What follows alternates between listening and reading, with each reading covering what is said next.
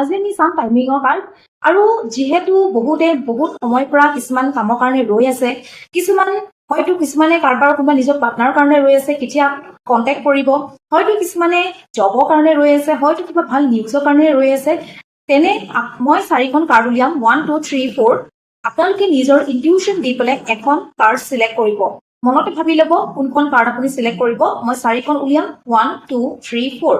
তাৰ পৰা আপুনি নিজৰ মনৰ ভিতৰত এখন সিলেক্ট কৰিব আৰু এতিয়া চাম কি গাইডেন্স দিয়ে আপোনাক ইউনিভাৰ্ছে তেন্তে বলক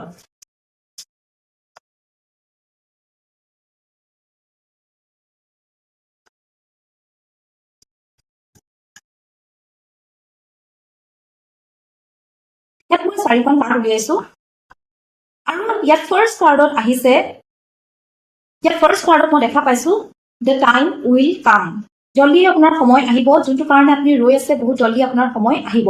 তো সেইকাৰণে কমপ্লিটলি আপোনালোক পজিটিভ থাকক আৰু ইউনিভাৰ্ছক কওক yes universe I am ready second কাৰ্ডখনত আহিছে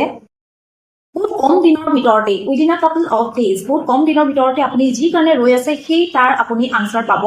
আপুনি হ'ব পাৰে কিবা জবৰ কাৰণে হ'ব পাৰে ফাইনেন্সৰ কাৰণে হ'ব পাৰে পাৰ্টনাৰৰ কাৰণে হ'ব পাৰে বহুত জলদি আপুনি সেই আনচাৰ্ছখিনি যোনখিনি বহুত দিনৰ পৰা আপুনি বিচাৰি আছে পাই যাব থাৰ্ড কাৰ্ডখনত আহিছে সেইটা লিটিল লংগাৰ আপুনি অকণমান ৰ'ব লাগিব আপুনি আনচাৰ পাবলৈ কাৰণে